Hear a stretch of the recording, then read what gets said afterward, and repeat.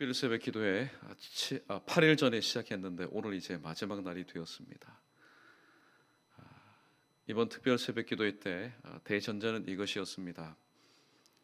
죄성을 해결해야만이 바로 영성을 회복할 수 있다. 그래서 지난 주일부터 수요일까지 4일 동안은 죄성이란 무엇이냐에 대해서 함께 상고를 하였고, 또 목요일부터 오늘까지는 영성에 대해서 계속해서 말씀을 전하고 있습니다. 오늘 마지막 영성의 마지막 말씀에 대해서 말씀을 전하도록 하겠습니다. 오늘 영성의 마지막 네 번째 말씀은 이겁니다. 영성이란 뭐냐? 그것은 바로 은혜로 사는 것이다.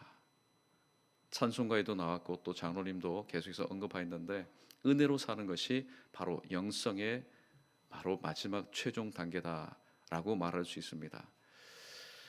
죄성을 가진 사람이 주님을 만나는 것, 이것이야말로 복이요, 이것이야말로 은혜인 것입니다. 사도행전 9장에 보면은 사울이라는 잘 나가는 청년이 있었습니다.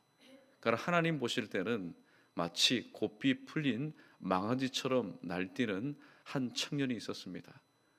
이 청년이 오늘 철이 든 다음에 오늘 본문 말씀 9절을 통해서 이렇게 말하고 있습니다. 나는 사도 중에 가장 작은 자라. 나는 하나님의 교회를 박해하였으므로.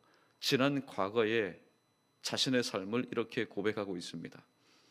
실로 이 사울이라는 청년은 핍박자였고 박해자였고 포행자였습니다. 누구에 대해서? 예수 그리스도를 믿는 사람에 대해서. 그러나 나중에 곰곰이 생각해 보니까 예수 그리스도를 믿는 자를 박해하고 폭행하고 그들을 핍박하였던 것이 아니라 바로 예수 그리스도를, 감히 나를 위해서 십자가에 못 박혀 죽으신 예수 그리스도, 하나님을 핍박하고 포행하고 또 그를 박해하였다는 사실을 깨닫게 되고, 그 마음 가운데 이것은 하나님의 은혜가 아니고서는 회복될 수 없다는 사실을 깨닫게 되었던 것입니다. 이 사도 바울은 과거 사울로 있었을 때에 그는 죄성 가운데 사로잡혀 있었던 사람이었습니다. 그는 하나님을 가장 가까이서 섬기는 사람이라고 자부하였지만은 그는 하나님을 떠난 사람이었고 말씀을 떠난 사람이었습니다. 그리고 말씀에 불순종하는 삶을 살았고, 무엇보다도 지난 과거 나의 그 족속, 나의 그 혈연, 또 내가 지금 가지고 있는 소속된 모든 것들 가운데 얽매여서 뒤를 돌아보는 그런 삶을 살았습니다.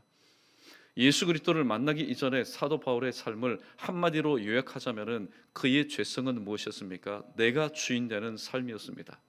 내가 주인이 되어서 모든 것을 판단하였고, 물론 하나님의 말씀 율법에 근거해 서였지만은 심판자, 판단하는 사람은 바로 자신이었습니다. 그러한 자신을 예수님께서 찾아오셔서 만나주셨습니다. 죄성 가운데 가득 차 있었던 이 사울이라는 청년을 예수님께서 찾아오셔서 만나주셨습니다. 사도 바울은 깨닫습니다. 무엇이 은혜냐? 이것이 바로 은혜가 아니냐? 은혜는 한 번 받은 것, 주님께로부터 받은 것에 대해서 내가 홀이라도 조금이라도 갚을 것이 있다면 그것은 은혜가 아닙니다. 갚을 것이 없습니다. 갚을 길도 없습니다. 이게 바로 은혜입니다. 그러한 사도 바울이 오늘 깨달은 뒤에 이러한 삶으로 변화되었습니다. 어떤 삶으로 변화되었냐면은 이제 하나님께로 돌아갔습니다. 말씀으로 돌아갑니다. 이번 말씀 사경의 주제가 본질로 돌아가자, 변화인데, 그는 항상 하나님의 말씀을 손에 붙들고 있었고 심지어는 머리 가운데 암송하고 있었던 사람이었습니다. 그러나 그의 예수님 만나기 이전의 삶의 모습을 통해서 그는 말씀대로 사는 사람이 아니었습니다. 그래서 진정 주님께서 우리에게 주신 말씀이 무엇이냐, 그 말씀대로 돌아가는 삶을 살았습니다. 그리고 이제는 누구에게만 집중하게 되었습니까? 오직 나를 위해서 십자가에 달려 돌아가신 예수님께만 집중하는 삶을 살게 되었습니다. 예수님께 집중하지 않다 보니까 예수 그리스도를 믿어 예수의 제자가 되었는데도 예루살렘 교회로부터 또 주변에 있는 사람으로부터 여러 소리 소문들이 들립니다. 이래서는 안 되겠다. 보니까 시험 들게 되고 또 들으니까 마음의 상처를 입게 되었던 것입니다. 아니다. 신앙생활은 오직 예수 그리스도께만 집중하자. 그래서 오직 주님을 바라보는 그런 삶을 살게 되었습니다. 그러나 주님을 바라보지만은 그 마음 가운데는 여전히 마음 가운데 공허함이 있었습니다. 그래서 하나님의 말씀을 묵상하자. 하나님의 말씀을 묵상하는 것은 어제 함께 나눈 말씀처럼 곧 하나님을 묵상하는 것이고, 나를 위해서 십자가에 못 박혀 죽으신 예수 그리스도를 깊이 깊이 생각하는 겁니다. 왜 하나님께서 무엇이 답답하셔서 이 땅 가운데 인간의 모습으로 오셔서 나를 위해서 모진 고난을 받으시고 십자가에 못 박혀 죽으셨던가? 왜 나를 위해서, 나 같은 사람을 위해서 십자가에 못 박혀 그렇게 비참하게 죽으셔야만 하였는가? 참 마음이 아픕니다. 그러나 예수님은 말씀에 기록된 것처럼 다시 3일 만에 부활하심으로 인해서 하나님의 구속의 역사를 완성하셨습니다. 그리고 그분은 다시 오실 것이라는 그런 소망을 가지고 오늘 사도 바울은 하나님 은혜 가운데 신앙생활하고 있는 자신의 모습을 다시 한번 돌아보게 되었습니다. 이제 사도 바울이 남아있는 것은 무엇입니까? 그것은 바로 하나님을 닮아가는 겁니다. 어제 말씀의 요점이 그것 아닙니까? 말씀을 묵상하는 것은 그냥 말씀을 읊조리는 것만을 의미하는 것이 아닙니다. 말씀이신 하나님을 묵상하는 것이고, 하나님의 말씀을, 그것도 시편 기자의 고백처럼 주야로 시시때때로 무시로 묵상하는 것은 나 이제부터는 하나님을 닮아가겠다는 마음의 결단이었던 것입니다. 이러한 사도 바울이 오늘 본문 말씀을 통해서 이렇게 고백하고 있습니다. 하나님께로 돌아오는 자가, 그리고 하나님께만 집중하는 자가, 그리고 무엇보다도 하나님의 말씀을 묵상하고 하나님을 묵상하고 하나님을 닮아가는 자가 오늘도 이러한 삶을 살 수 있는 그 원동력이 무엇이냐? 무엇으로 인해서 이러한 삶을 살 수 있느냐? 그것은 바로 하나님의 은혜가 아니고서는 살아갈 수 없다고 오늘 본문 말씀 10절에서 이와 같이 말하고 있습니다. 우리 10절 말씀 우리 다시 한번 읽어보겠습니다. 시작.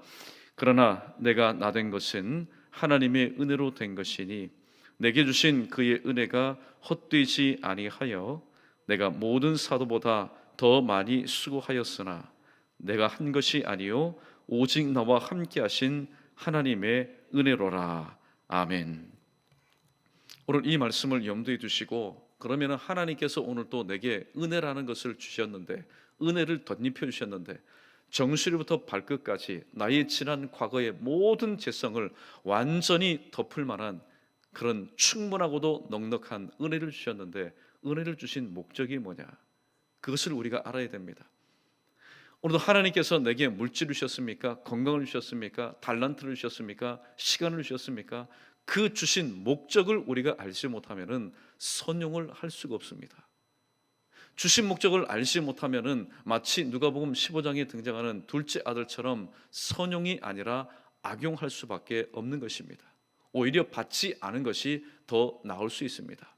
그러면은 이 시간 하나님께서 우리에게 은혜라는 걸 주셨는데, 우리가 은혜 받는 목적이 뭐냐? 왜 우리가 은혜를 받았느냐? 왜 우리가 은혜를 받아야 하느냐? 빌립보서 1장 29절 말씀 우리 자막에 떴습니다. 우리 함께 읽어보겠습니다. 시작.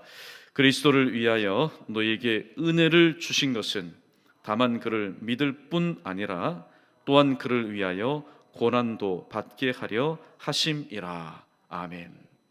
이제 어느 정도 정리가 되셨습니까? 우리가 하나님을 믿을 때에, 오늘 또 믿는 것은 내 자의적으로 믿는 것처럼 우리가 느껴지지만은 사실 우리가 무엇을 통해서 우리가 하나님을 알 수 있고 그분을 우리가 나의 구주로, 또 나의 창조주로, 나의 심판주로 우리가 믿을 수 있습니까? 성경은 이렇게 가르칩니다. 무엇을 통해서 우리가 구원을 얻느냐? 학습할 때도 세례할 때도 다 그렇게 묻습니다. 우리의 믿음으로 우리가 구원을 받습니다. 설교 시간을 통해서 다시 한번 말씀드립니다. 누누이 말씀드렸죠. 믿음으로 구원받는 것, 그건 틀린 말이 아닙니다. 그 성경적인 대답입니다. 그러나 가장 성경적인 대답은 먼저는 하나님의 은혜로, 하나님 입장에서는 하나님께서 은혜를 우리에게 베풀어 주셔야만이, 깨닫게 해주셔야만이 또 하나님이 누구신지, 말씀이 무엇인지, 예수 그리스도께서 왜 나를 위해서 십자가에 못 박혀 죽으셨는지 우리가 알게 되므로, 깨닫게 되므로 나의 믿음을 통해서 우리는 구원을 얻게 되는 것입니다. 그런데 하나님께서 우리에게 은혜를 주신 또 다른 한 가지의 목적이 있습니다. 그것은 바로 사도 바울이 일평생 동안 고백하였고 어쩌면은 순교의 그 마지막까지 이 사도 바울을 떠나지 않았던 이 고난으로부터 자기 자신을 바로 지키기 위해서, 고난을 능히 감당하도록 하기 위해서 하나님께서는 오늘 또 사도 바울에게 은혜를 주셨다고 말씀하고 있습니다. 사도 바울이 받은 이 고난의 그 흔적이 얼마나 큽니까? 고린도서 여기저기에 보면은 사도 바울이 예수 그리스도를 만난 뒤로부터 잘 되었던 것, 형통하였던 것, 순탄하게 모든 것들이 형통하였던 것만은 아니었습니다. 어쩌면은 이 사도 바울은 깨달았습니다.